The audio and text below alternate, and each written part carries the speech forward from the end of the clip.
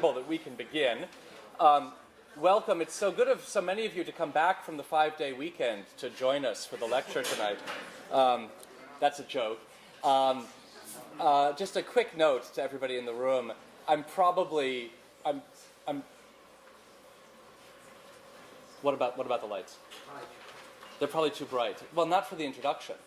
They're too bright for the speaker. Someone will turn them down, not me. Okay. I'll look to the coordinator from the lecture committee to handle that. I'm probably preaching to the converted here in the room, but we've just completed, I think, a very exciting 2 days of thesis reviews in the school, which accompanied a cancellation of architecture classes on the assumption that students were supposed to go around and attend all of the reviews. I'm assuming that you've all done that since you're in the room tonight. If you didn't, I think you missed out on something really important. And I encourage you the next time we do this, which will be in about 2 months' time, to make an effort to attend the thesis prep and thesis reviews of your colleagues, regardless of where you are in your career. Frankly, I would say it's all the more important for you to go if you're in your first or second year than if you're in your third or fourth, because that's when you formulate your own ideas about how to contemplate a thesis. In any event, it was gratifying to see so many of you involved, so many students involved and faculty involved in those reviews, and gratifying to see so many of you here tonight. All right. Alejandro Zeropolo recently began an essay on the politics of the envelope with an insistent clarification that envelopes are not to be confused with surfaces. This might seem a peculiar way to begin until one considers the pervasiveness of the surface. Fueled by advances in design technology that made the amorphous drapery as procedurally easy as they were formally seductive, surfaces defined the turn of the century digital moment. Even today, it seems that the only way not to be about surfaces is often, like Alejandro Zeropolo, to explicitly be about not being about surfaces. Tonight's speakers, Dwayne Oyler and Jenny Wu, are at work producing a body of design that is determinatively not about surfaces, while at the same time not being about surfaces. Their cube pavilion for the 2013 Beijing Biennale is a striking example of this architectural sublimation, not the Freudian kind, but the phase transition sublimation of a solid to a gas without stopping and waiting to become a liquid. Oyler and Wu produce a mass out of lines that never resolve into surfaces. The result is spectacular in a way that is characteristic of the firm's work, combining light and shadow in a form that is simultaneously inscrutable and exultant. There may, in fact, be a Freudian sublimation in the work of Oyler and Wu as well. Their 2013 pavilion for the 40th anniversary of Syar, Storm Cloud, is a sophisticated comment on the last 2 decades of investigation into surfaces that manages to channel a discursive struggle into a project that is simultaneously down to earth and fun. Behind the apparent effortlessness of the continuous immaterial surface loft, the architects reveal a complex and messy framework of lines. Outlined in bold steel tube, the pop inkblot splotches of section-cut reveals are at playful odds with that now iconic amorphous drapery. Dwayne Oyler and Jenny Wu established the architecture and design firm of Oyler Wu Collaborative in Los Angeles in 2004. Both partners currently teach design at the Southern California Institute of Architecture.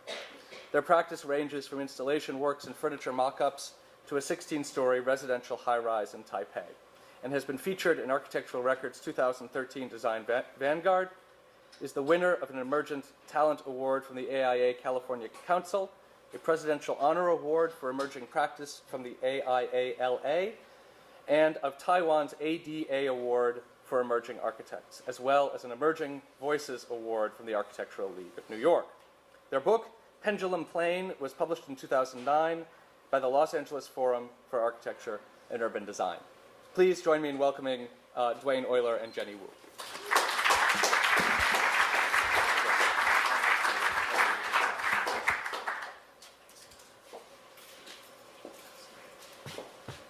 Thank you, John.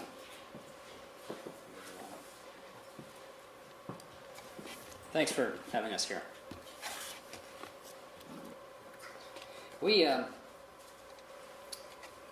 left the East Coast in 2004, and we moved to LA, and it was a really significant moment for us because it dramatically changed the course of our practice and us as architects. And a lot of it had to do with the environment of SCI-Arc, and I think at the time something that we didn't completely recognize, and that was that SCI-Arc in LA was this really perfect mixture of a kind of hands-on, go out and do it attitude, high technology, and being surrounded by this really unbelievable group of young architects who are all kind of moving along with us. There have been a lot of changes since we began in 2004.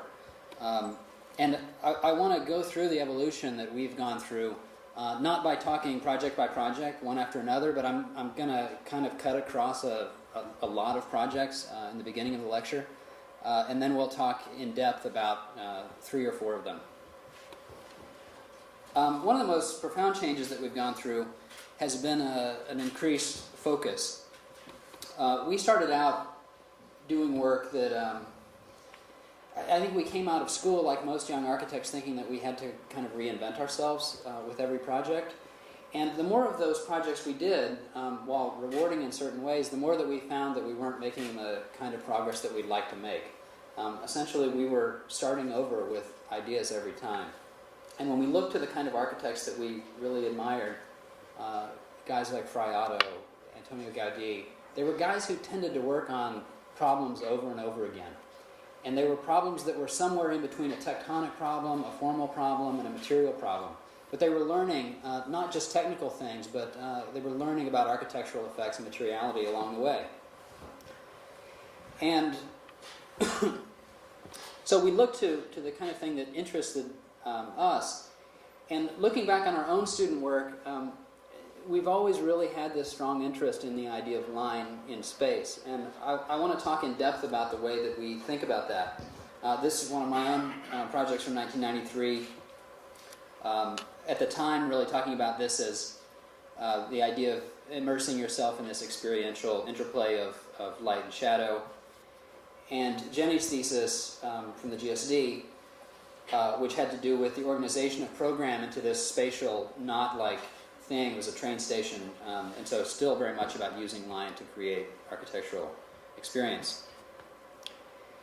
And for roughly the last 15 years, I've been doing these sketches, what really kind of started as doodles, and they've become something that I still do today, and that still guide the work in a lot of ways. And so I want to talk about some of the things that we've taken from these. For one, there's not a consistent shape being made. There are straight lines, there are curved lines, there are angled lines. But there are consistencies in terms of the spatial dimension of these pieces. We're very interested in a really literal use of line in space, meaning not something that's symbolic, something that's latent, but it's really a physical element in space. We're not interested in line as a 2D graphic. While they might start as a graphic element, we're interested in them becoming extremely three-dimensional. And a lot of this three-dimensionality in the drawings has been trying to accomplish a certain kind of depth in the drawing. And so you'll see that, like with this one, that it's just pushing the depth absolutely as far as it can without losing a sense of an end.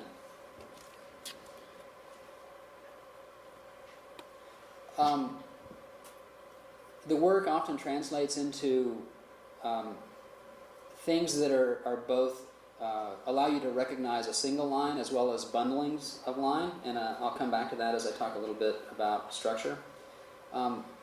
We think that there are characteristics that are really unique to the idea of line in space, and one of those ideas is the idea that a space like this allows you to simultaneously see things that are very close to you in the foreground, and instantly move to deep into the background. And that really quick oscillation between the two was a really powerful spatial moment that, again, is pretty unique to the idea of line. Excuse me. One of the things that I'm often asked about these kinds of drawings is what have I learned from this? Why do I keep doing these things over and over again? And I'll admit it's hard to pinpoint doing any one drawing what that might be.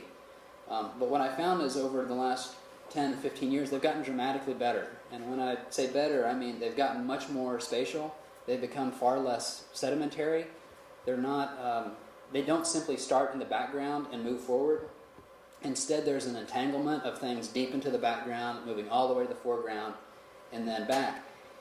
And in order to produce that kind of drawing, it takes thinking ahead spatially. And so the more I've done, the more I've been able to anticipate what's coming down the road. So while I might have been able to think 5 seconds ahead, 10 seconds ahead a few years ago, now I'm able to think much further ahead, and I think that has huge impacts on the way you're able to conceive of space. Not a magic trick or a special talent so much as it is just something that is learned over time.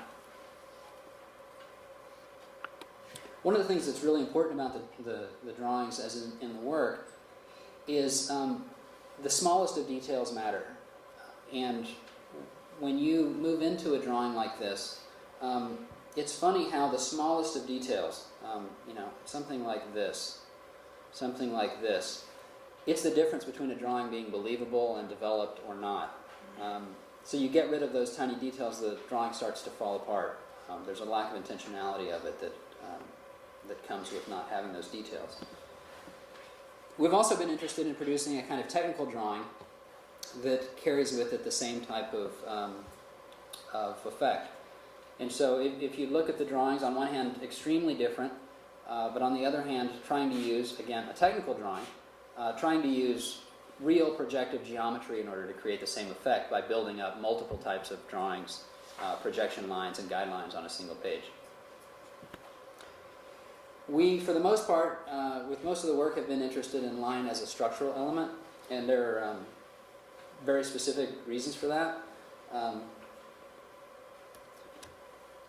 One of the things that we learned in doing this work is that we were especially interested in making really lightweight things. And in order to do that, it meant that we had to use very fine elements. And the finer the elements, the finer that the elements became, the less any single piece the less work any single element would do.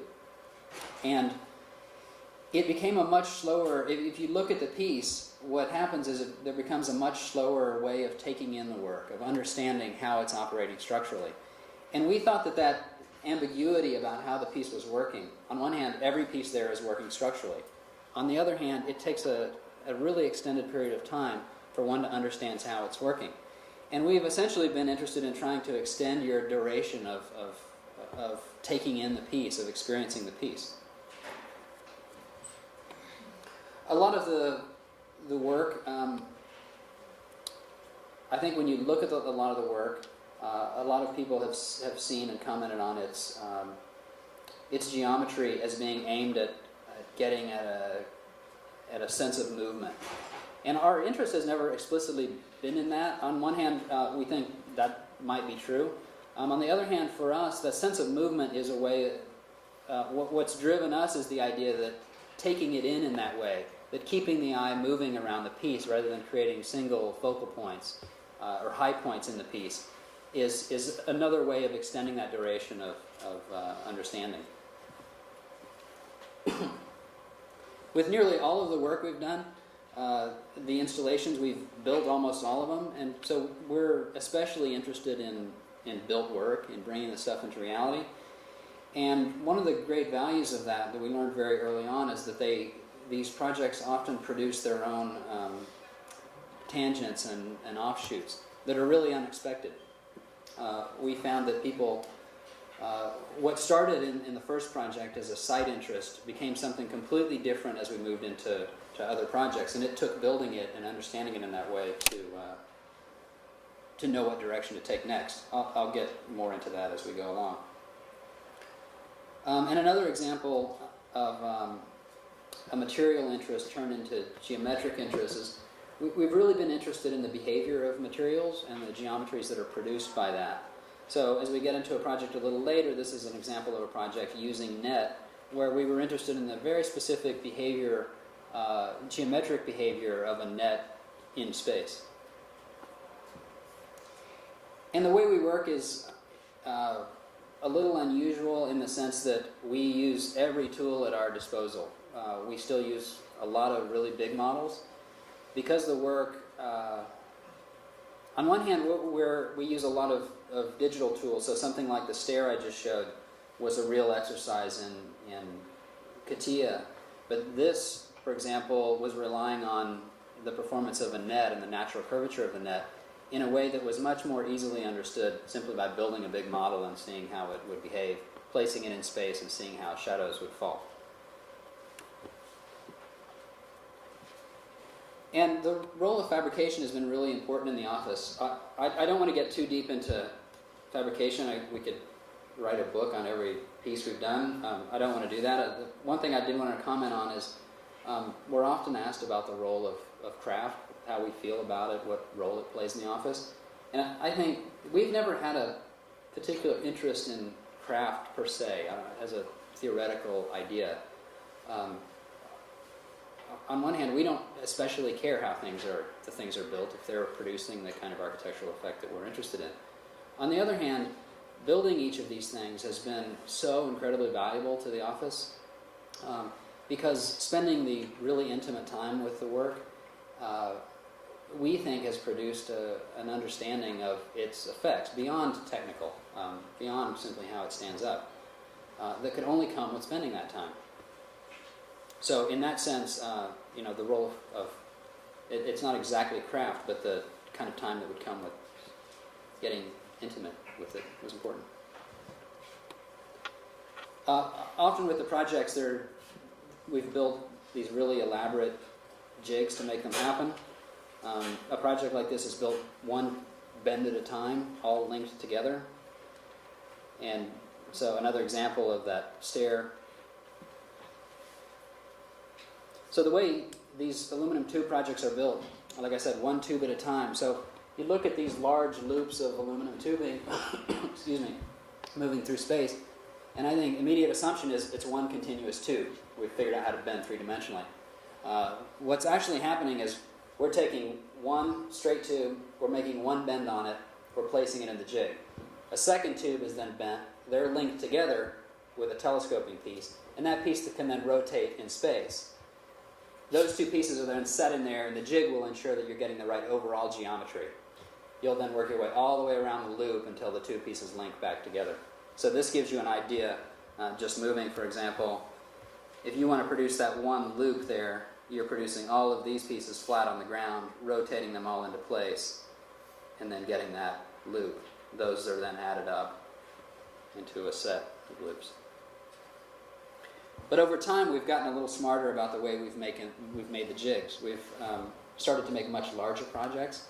And so building those jigs that are super three-dimensional, this simply wasn't feasible as we've gotten bigger. So we've thought about how to make, on one hand, three-dimensional geometries, but using as many flat elements as possible. So again, this is an example of building out of flat elements, but getting to a three-dimensional piece.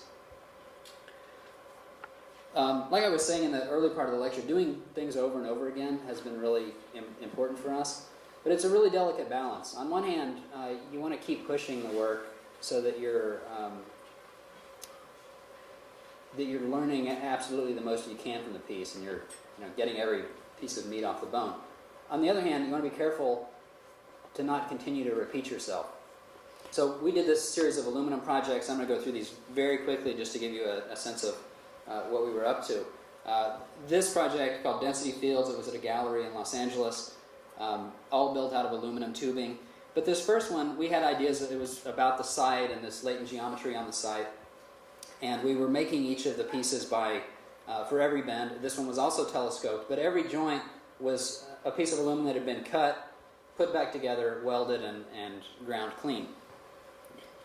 What happened with the piece was in the end, we came to appreciate it not for any of the contextual ideas that generated it, but it was more about the presence of this aluminum and the rope on the site. People came to the site, they wanted to sit on the pieces, they tried to play the thing like a musical instrument. And so all of those site interests went away as we moved to the next one.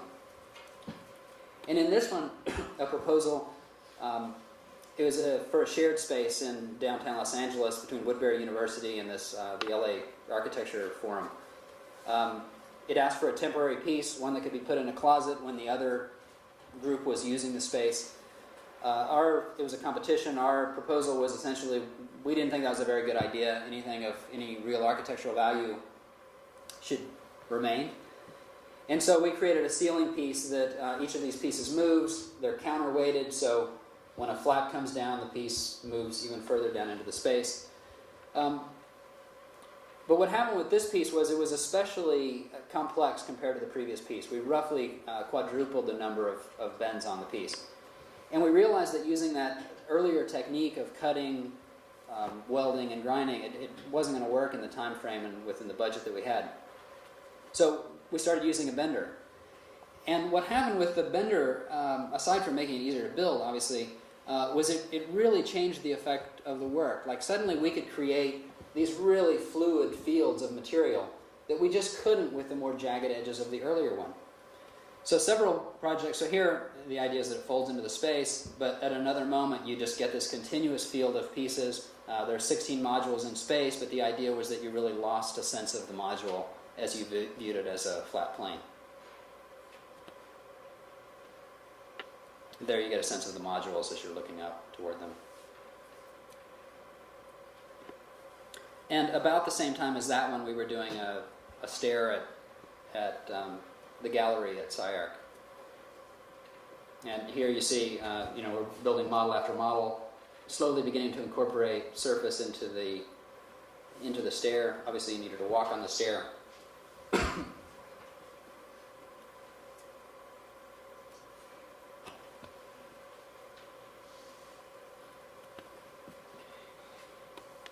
And following that, we did a piece called Realize with an artist named Michael Kalish. This was an artist who came to us. He had a relationship with the Muhammad Ali family. And he had this idea about hanging punching bags in space to create the face of Muhammad Ali. And what he was interested in working with us for, was first figure out how to do this. How many bags, how deep. And secondly, how do you structure this piece? And one of the struggles for us became, how do you make this not simply about this aha moment of seeing the Muhammad Ali face? We were really interested in this structural idea and the relationship of the complexity of these moving structural elements around the field of bags. From one vantage point, you get the face of Muhammad Ali. But what we kind of considered our goal as architects is, how do we, if people don't arrive at this moment, this aha moment at the end, can we create a piece that allows people to experience the piece in an equally rich way? We wanted it to be a piece that was memorable, not simply for the face, but as a more complex architectural experience. No? No.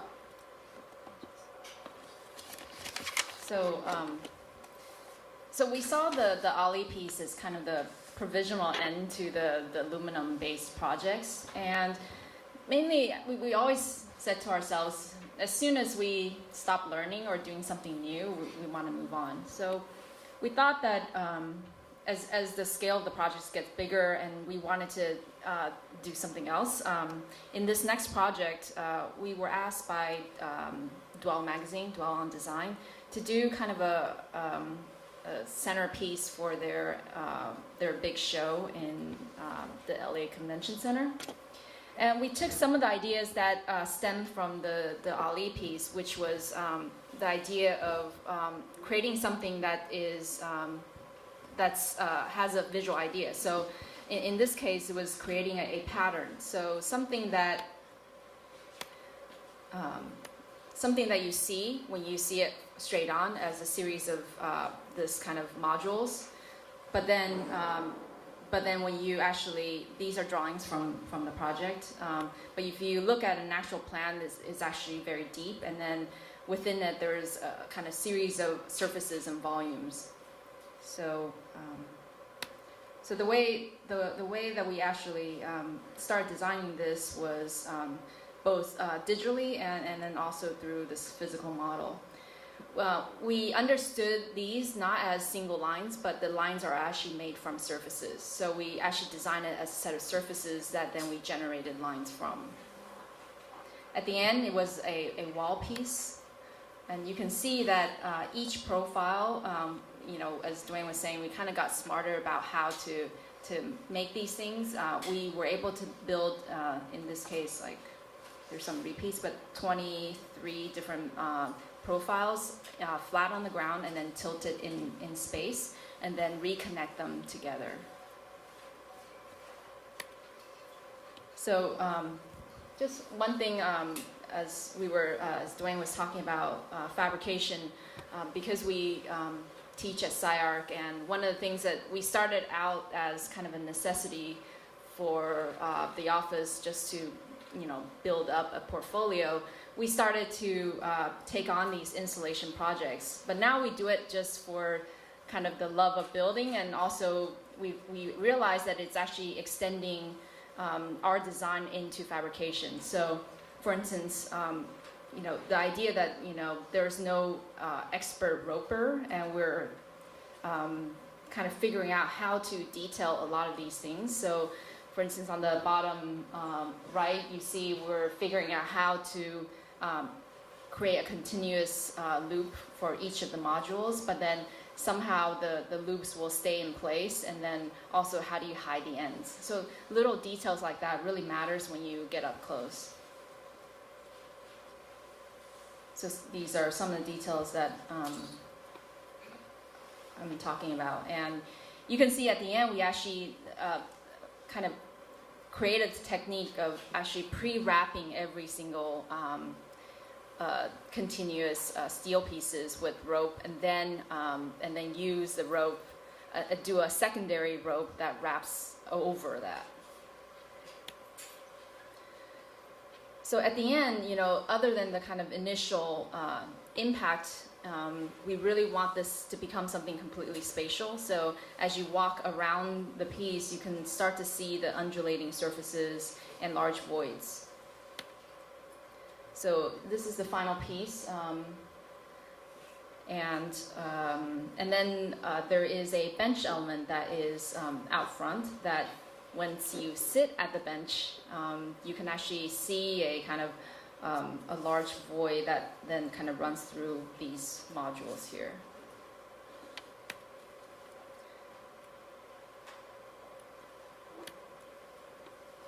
And so, ever since the initial project where Dwayne talked about how people started to really interact with the work, that was one of the reasons why we wanted to make a piece that you can actually sit on. Then actually a few months later, we were asked by another sort of design festival to reuse they had a limited budget, and then they wanted to reuse screenplay. So we took apart, you can see we took 4 of the modules apart and then added a canopy piece. So then it went from a wall to a pavilion. And then it was also at night, so we were able to play with kind of lighting.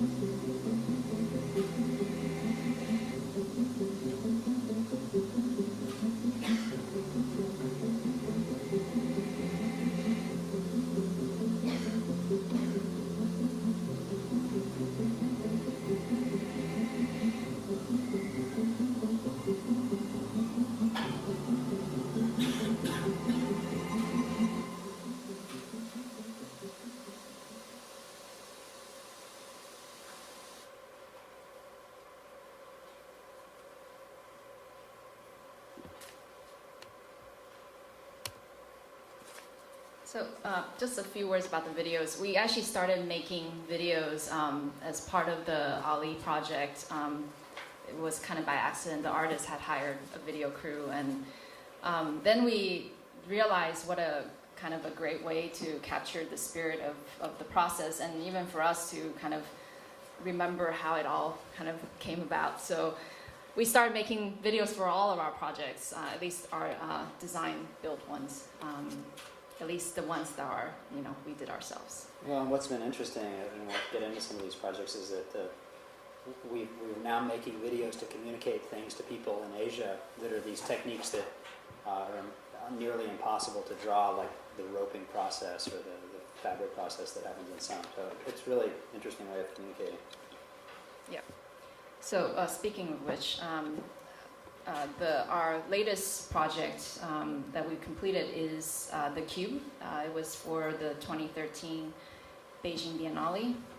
And, this project came about, it was kind of interesting in that we actually didn't, we designed this project far in advance of the Biennale, and we were interested in an idea about creating an object, in this case a very simple object, which was the cube. But then how do you then deconstruct this object and then create something that you can occupy and become incredibly spatial? And these are the initial renderings, and you can see that while you can understand the repetition of the cube and the repetition of the surface and lines, there are a series of voids that are in the space. So you can start to see that in here and over here. And so then we submitted for the competition for the Beijing Biennale, and we won. And what was kind of nerve-wracking, because they had 1 month to build this 4-story cube, which would have taken us probably 3 to 4 months to do, because our screenplay project probably took 2 or 3 months and was much smaller. So we had to create drawings as well as just show them how to build this cube in China. So like Dwayne was saying, we sent them instead YouTube videos of the roping process and how we would do it. And because one of the things they said, we asked them, so what digital capability do you have? Do you use Rhino? Do you use Maya? They said, send me JPEG. So that was like their kind of, that's it. So we knew that we were working with very basic skills. But somehow, because the way that we had made the modules, they were able to follow our drawings and build them in chunks that were on the ground and then tilted up in space. So at the end of the, let's say, 12 pavilions that were at the Biennale, we were one of the first that were finished. And so you can see this is one of the kind of void spaces that are within the cube itself. But what's nice is that some of the things that we were exploring initially with screenplay, because of even with the lighting, you start to see the kind of undulating surfaces happening at night. And just another thing is this thing is right across from the bird's nest. So we felt like we were competing with it. So like I was saying before, this thing is 4.5 stories tall, and the whole thing was built in sort of 5 different chunks, and then put it in place.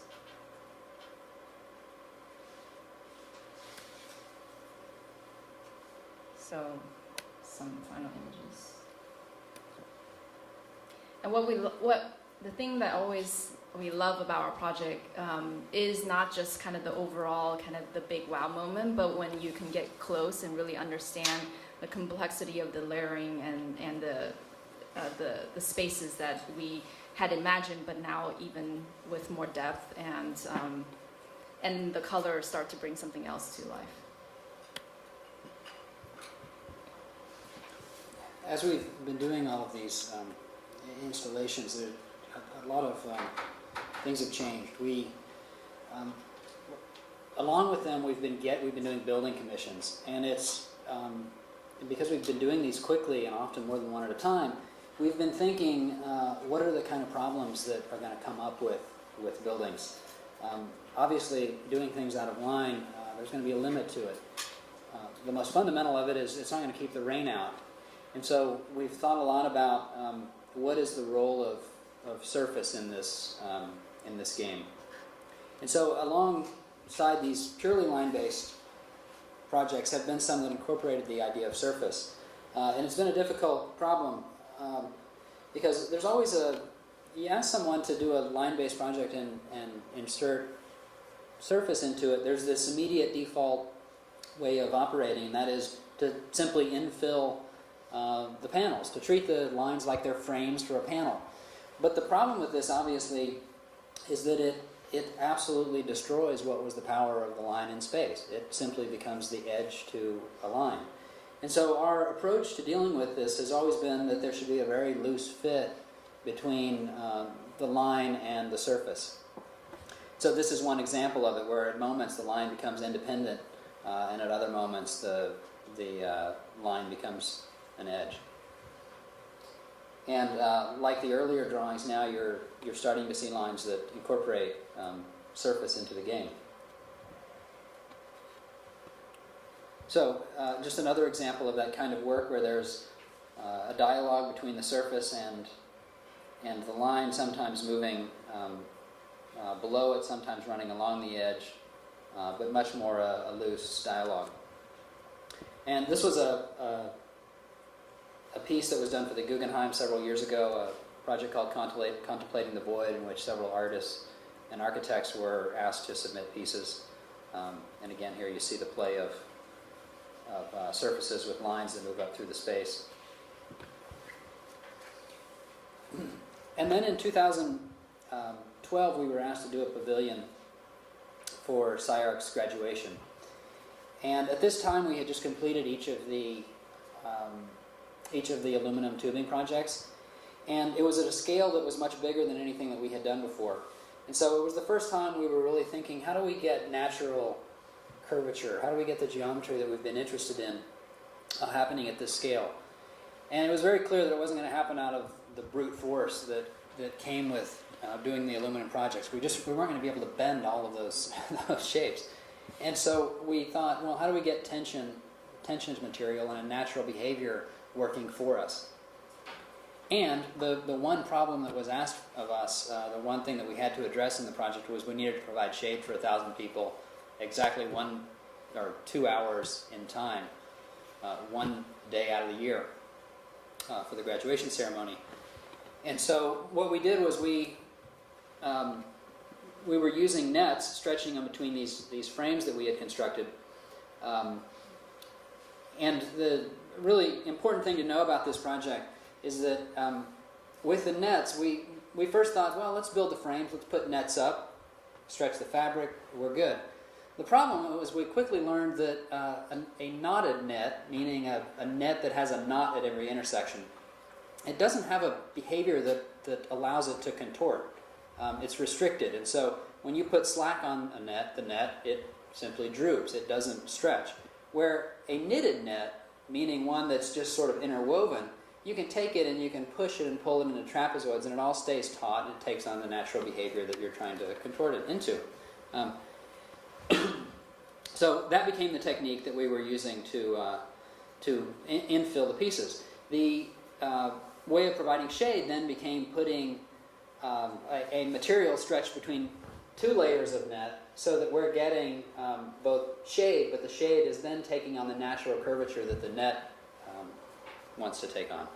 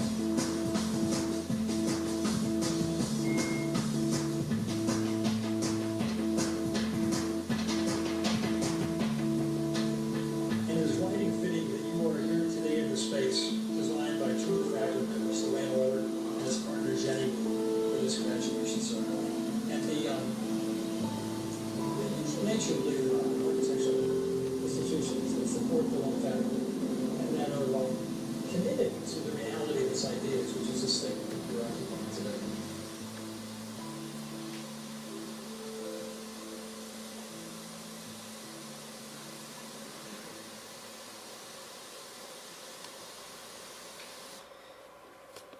The following year, unexpectedly, we were asked to somehow reinvent that pavilion. It was supposed to last a couple weeks, and it stayed up for a year. And when we were asked to reinvent it, the first thing we thought was, we shouldn't start over. We should really figure out a way to make use of this and reinvent it. And so what we did was, rather than rethinking it, redesigning it or redecorating it, we turned the audience around. They now faced outward, and we designed a stage that was part of that ceremony. I won't go too much into this in depth, but the primary thing that I want to relate is that this was the first time we started thinking about a more complex geometry as part of the relationship between each of these lines. So in this case, you're getting this line-based structural system with little, it's nearly impossible to recognize where the twisted surface might go. But the idea was that we produce this really unexpected and almost volumetric surface geometry in the top of the piece. Now, alongside all this, we've never especially been interested in being installation architects. We started doing this because it was a way to explore ideas. It was the kind of work that we had at the time. But we got into it because we were really interested in doing buildings, and we thought this was a way to get that started. And when we first started doing them and doing buildings simultaneously, this is 2009, about the same time we were doing the ceiling piece and the stair, we were applying very directly a lot of the ideas that we had for the installations to the piece. So you're seeing lines like a structural system applied to the surface. And I think in retrospect, we practiced on several of these. They didn't get built.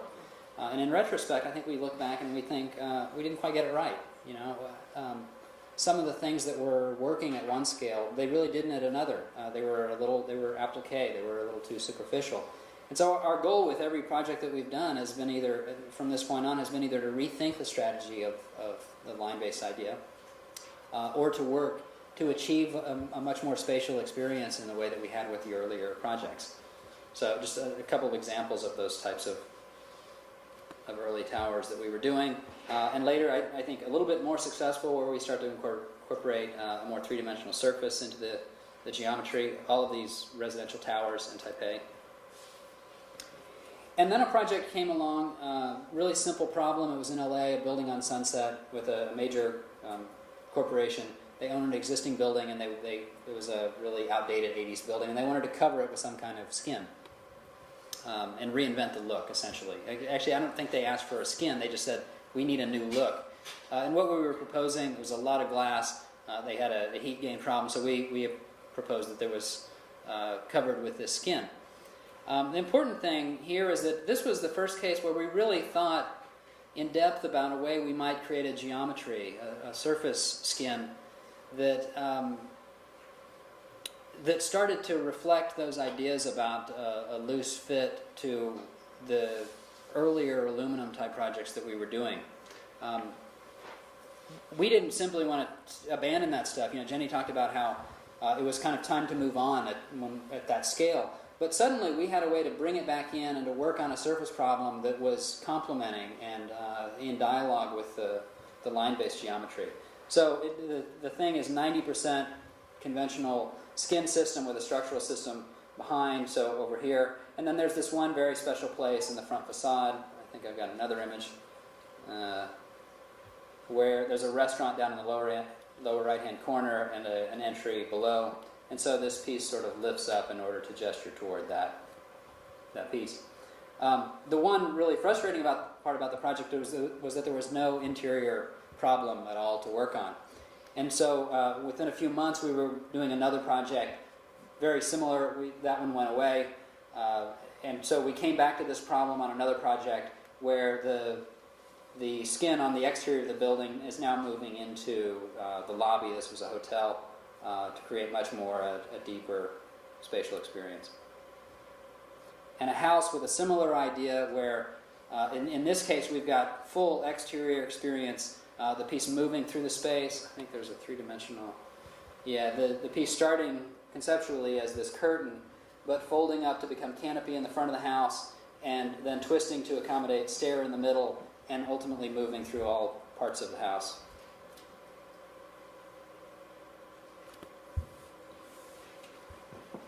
So, as Dwayne mentioned, we were working on major building projects alongside the installation.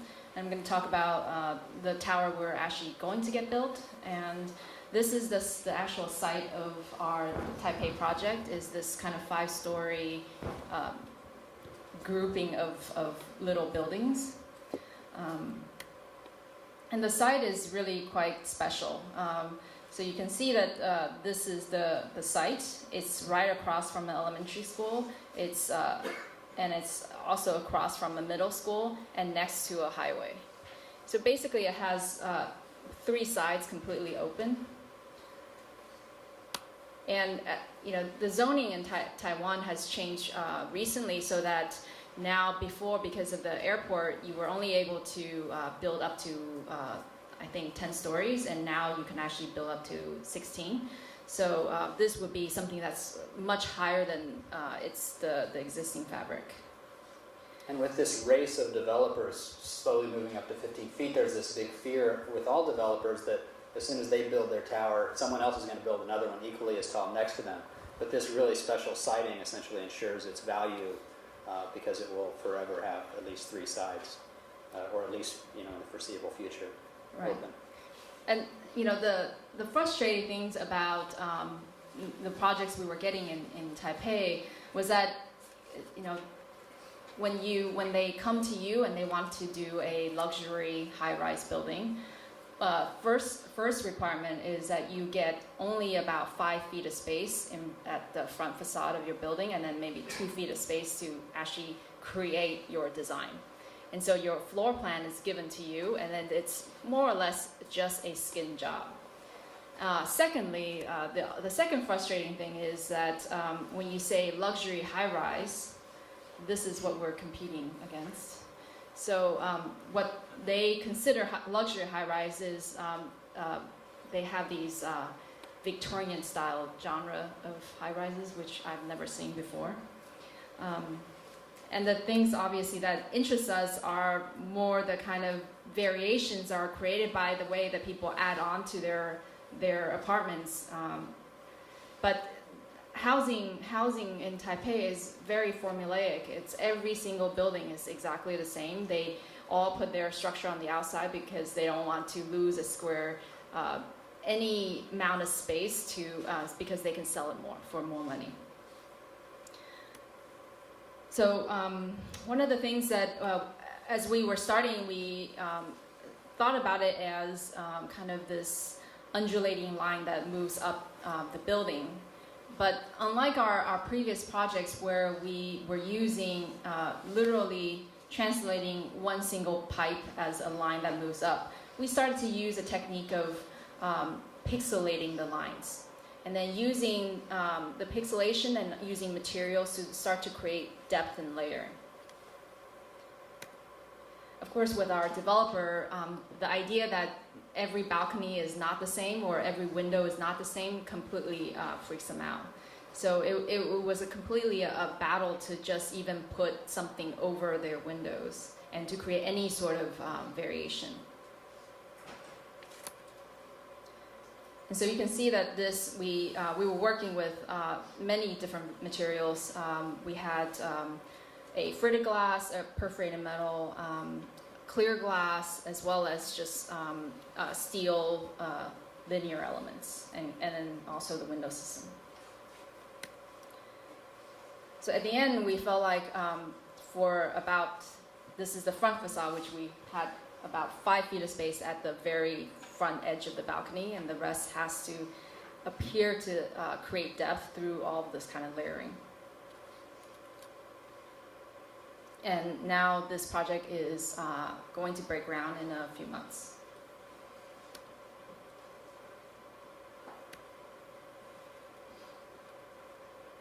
So one thing we was kind of a bonus project was that on the same site, another practice that was very, I would say, unique to Taiwan is that before they build a high-rise building, they build a sales center to promote the high-rise building. So this time, our developer said, okay, well, you can build a sales center on the site, the same site, and you can reuse the existing building, this one you see here. But you have 7 inches of space to work with. Can you do something with that? So, of course, we being very frustrated with the fact that we're always just touching the skin, we proposed to the we knew that they weren't going to use every single floor in this existing building. In fact, they were only going to use the ground floor and the 4th and 5th for the showrooms. So the 2nd and 3rd floor would actually be completely open. So we proposed to cut sort of Gordon Matta Clark style holes into the floors and create an oculus that from the ground you can look up into the sky. So this is the completed project. So you can see that here's the kind of oculus that then goes through. And then this building was up about 6 months, and we were able to also incorporate a kind of installation within it where we took these this steel and you can see from the side that this is where we only had about 7 inches of space, and then where we actually got to go very deep with the building, and then we pulled fabric and rope through the building.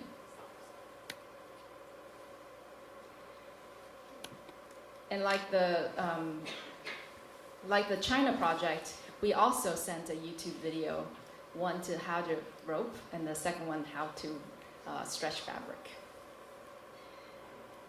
And what was amazing about the workers in Taiwan was they were so into the process that they built their own little mock-ups and models and of the entire steel structure that was inside this, which was very complex. And when we asked them what kind of digital format do you want, then they sort of also said just give us drawings, but they actually went in and built physical models of the entire steel structure.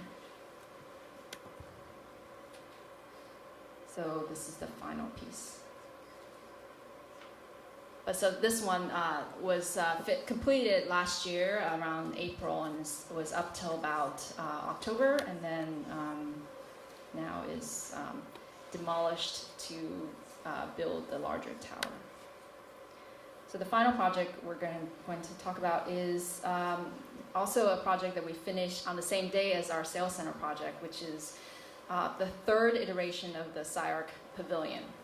So it was kind of a funny story in that for the 40th anniversary of Syracuse, we usually have a really big party, and so because our original pavilion has been up 2 years longer than we thought it was going to be. It was supposed to be up for like a few weeks, and then it was up for another year, and then it was up for another year where we did the stage.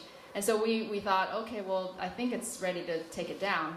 So we took down the rope and the fabric, and about 2 weeks later, we ran into Eric Moss, our director, and he was like, why did you guys take down the rope and fabric? And we said, well, everyone told us to take it down. But anyway, so long story short, they had thought that we were going to use that for the 40th party, and then we ended up not having a pavilion. So instead of putting up the exact same thing, we decided to kind of reinvent it. So in this case, and currently we're interested in the idea of how do you create something completely different, and in this case, something volumetric from the existing framework. So funny thing that Jonathan was mentioning, the kind of playful edge, it was actually a very practical idea. If you look at this diagram on the left, if you try to pattern a piece of fabric that goes from a larger frame to a smaller frame, this would be the pattern that you would have to make, which would actually be fairly difficult with a stretchy fabric, and we would have to be very precise about it. But if we realize that if you make the circumference of what's inside the same as the outside, you can actually make just one single sheet with a kind of a jagged edge, and then you can trim this on site. So it actually became something practical that we can build this fairly quickly, and then something that was also have an added effect. And so all we had to do was bend these, we call it the splats in space. There's some of the mock-ups. So at the end, it completely transformed the volume and the geometry of the pavilion.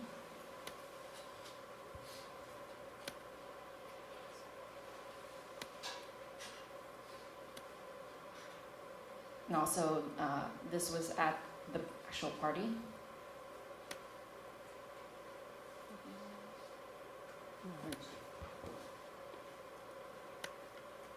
And then we're going to just close with one last video of Storm Cloud.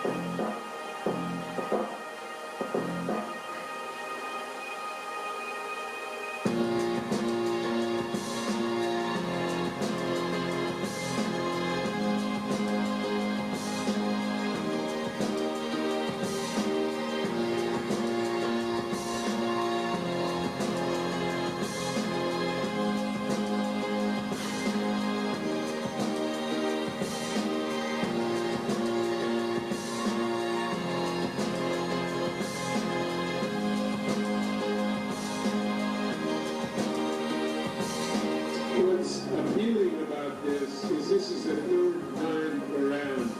So we were talking a little bit how interesting it is when you make something and you learn something about a subject you've already mastered.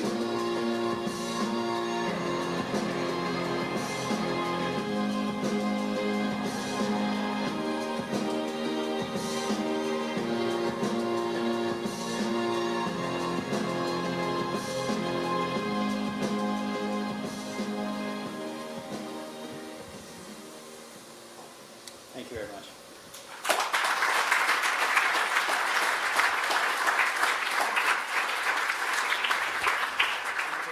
Yeah, we're happy to take questions.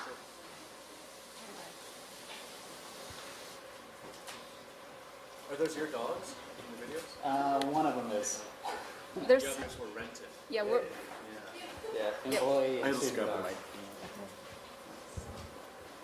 yeah, we're a very dog-friendly studio, so there's always a studio dog, and then there's like the school dog, and then our dog, and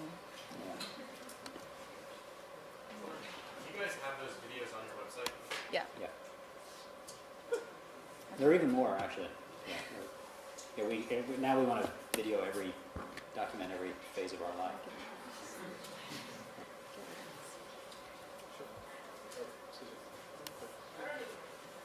Thank you for your presentation. I just wanted to ask, I know that the installation projects were the first projects that kind of came into your studio, but do you guys actually prefer to work on that scale rather than like the type A scale because it gives you more flexibility to test out different ideas or experiments, or do you think that given the chance with the building scale, it's actually much more manipulative than the type A project makes it out to be because we had such a restrictive program? Well, sometimes we have more fun. we wouldn't be happy to continue doing just those. No, I mean, the answer is, I think, we have no fun, but we would prefer to do buildings, and we're going to be super frustrated if we only get 7 inches every time. But if we get 7 this time and 14 the next time, the more we're able to get deeper and more of an immersive experience out of the thing, the happier we're going to be, and we think that we're slowly getting there. But we used to say we're going to stop doing the installations. And I think now we don't say that anymore. And it has to do with looking back on the role the installations have played in helping the work evolve. And so I think we're going to continue to do them, but it's not purely because that's what we love to do. So now that I've answered it in several ways, the answer is we like both. With the line, when you began, you invoked Friado and the Language Structures Institute, work with pencil structures, and there the lines and the curves are catenaries, which are all rationally rationalized. All the curves go with the shape of that. And then there would be another line you can imagine, sort of a gestural line of the kind of hand and draws a line which has been built. And maybe in between would be a Baroque kind of folding of rational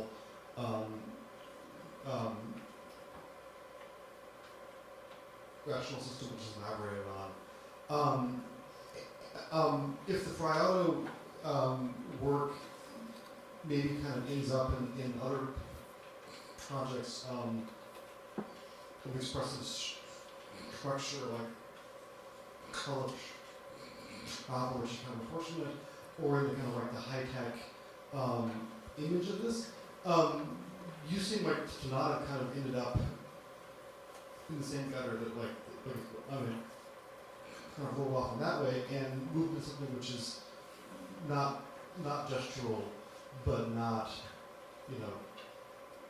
just this like engineering. Right. What's that about? How'd you figure that out? It's a good question. Well, for sure, we weren't interested in the tensile problem per se. It was more just the idea that Friado had a thing, and he kept doing that thing over and over again until he died.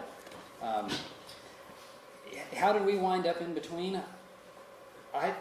That's a good question. I think we've always, when you look at the installations, they almost always, despite them, this thing looking like this playful splat thing versus the really structural thing, they always started with a really tectonic idea, like, bending. It changed everything. This idea of the splat or the circumference, it changes everything.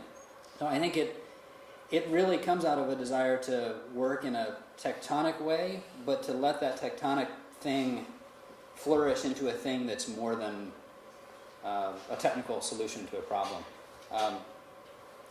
I can't say how we got there, other than to say that there was a tectonic interest and simultaneously an interest in using that towards something that calling it gestural makes me a little uncomfortable, but for sure there is something gestural about the outcome of the buildup of all those tectonic things.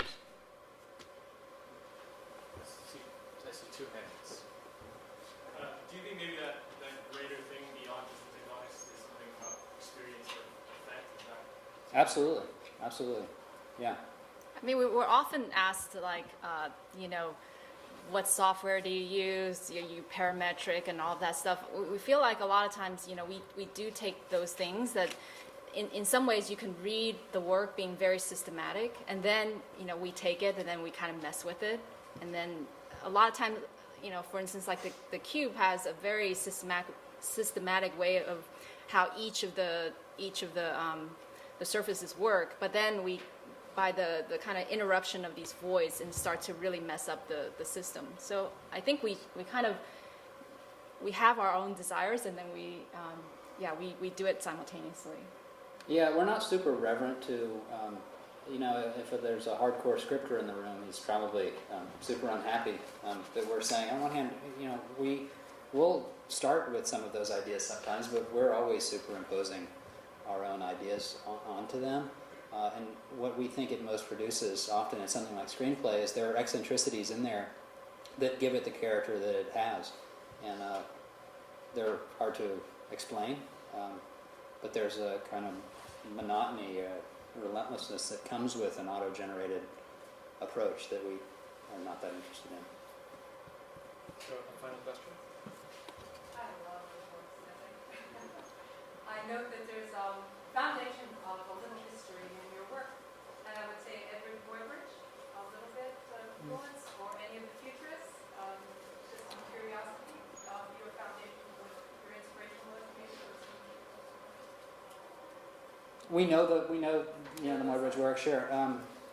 Are we referencing those work when we work? Not really. Yeah, we've heard. There are a lot of new Descending the Stair especially when you're looking at the stair, has come up a lot. I don't know. We try not to self-reflect. I'm just curious. Yeah, for sure it's there, but we I don't know. We're always very uneasy about being too referential. Probably more than. I don't know. There's a real interest today among many of the colleagues that we immensely respect, who want to be super disciplinary and always place their work within it. And on one hand, we think you'd be foolish not to know where you stand, but you got to be careful not to be too careful about placing yourself, or it will define you in a way that you might be better off defining yourself. So. Thanks, everybody, and thanks, Dwayne and Jenny. You'll have to accost the lecturers on the